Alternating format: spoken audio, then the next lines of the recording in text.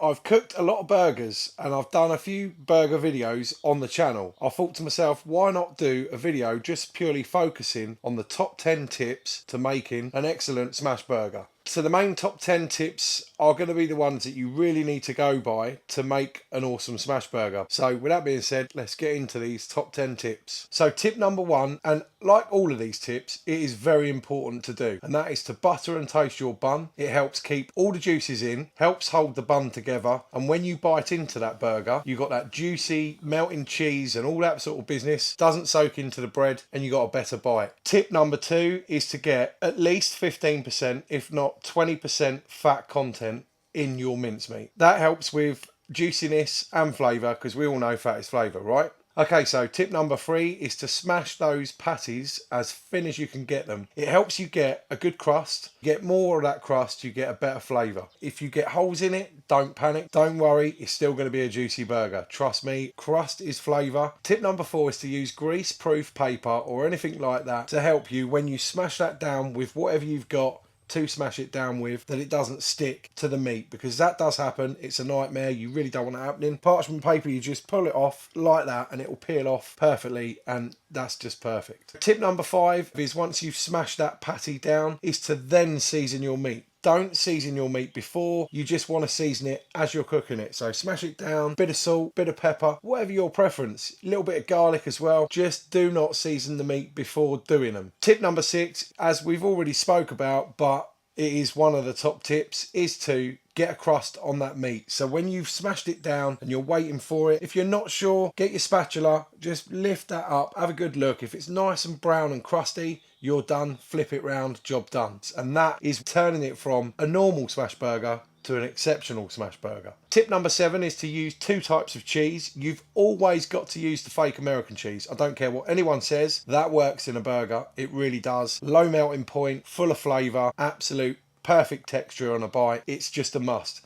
Then have a little play. Get some Emmental. That's what I normally tend to use. Again, low melting points, a little bit of sweet nuttiness, just a subtle little bit of difference in those 2 cheeses. That just adds to the flavour. Tip number 8 depends on the circumstances. So I've gone to make a thumbnail of a burger that looked amazing, but because I put the sauce on the top of the lid and I just had cheese on that top patty, you put it on and it just moves around, slides off. When you bite, it just wants to pop out of the bun. If you've got bacon or lettuce on top, then you can put your sauce on top, because that helps hold it in there. But as I say, if you've just got patty, cheese, sauce, lid on, that's a big no-no. Trust me, I've been there, I've done it, it doesn't work. Don't do it. Tip number 9, and this is a really, they're all important, but this is a super important one. If you're going to miss any out, do not miss this one out. That is to have a cosh and steam your burger. It helps melt the cheese. Have the bun on as well. It helps soften that bun up, gets all that steaminess and flavour into the bun as well. It does help with that. You can use water. I've seen people use beer. I've never done it. I don't think, it's not really something I've wanted to do, but I've seen people use beer. Just some water, cosh on, steam away, lift that lid up. Big difference. Trust me, it works. Tip number 10, last but not least, and this is an important one too, keep it simple.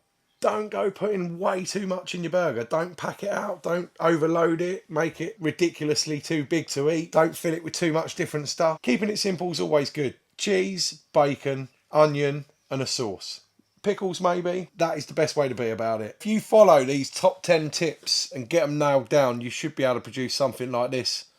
What I forgot to say is, I have sourced some decent buns off my local bakery, Docker Bakery, and they have nailed the buns to a T. Flavour preference, but these buns are really good. They're like a brioche stroke croissant dough.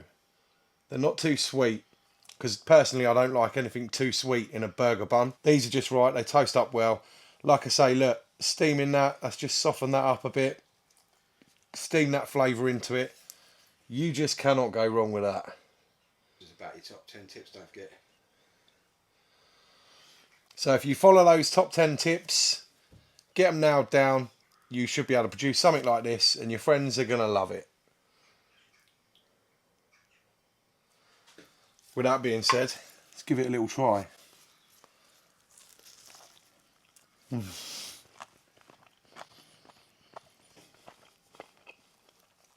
So getting that caramelisation and that crust look on the edge.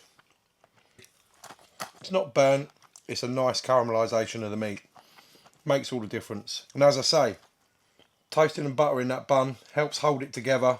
It's not all falling apart, it's not all getting soggy, it's just right.